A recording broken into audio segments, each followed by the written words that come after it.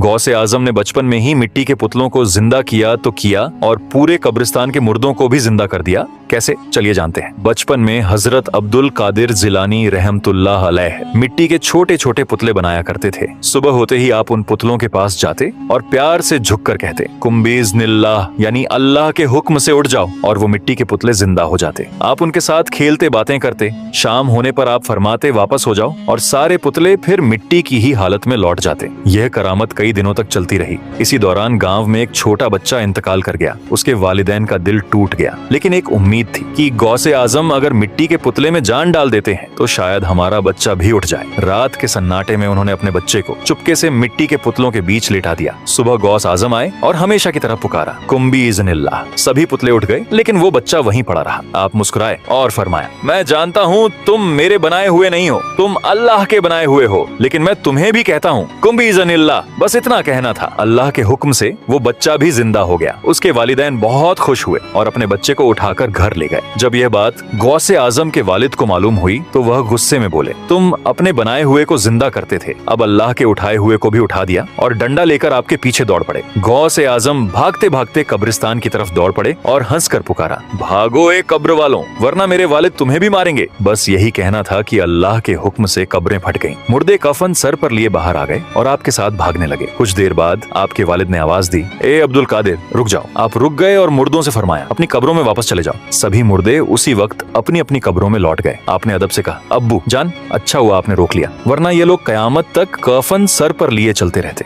यह वाकया साबित करता है कि अल्लाह ताला अपने नेक बंदों को ऐसी करामातें देता है जो आम इंसान की समझ से बहुत ऊपर होती हैं। अगर आप भी गौसे आजम के सच्चे दीवाने हैं और ये वाकया आपके दिलों को छू गई तो दिल से लिखिए सुभान अल्लाह और लाइक सब्सक्राइब जरूर करें।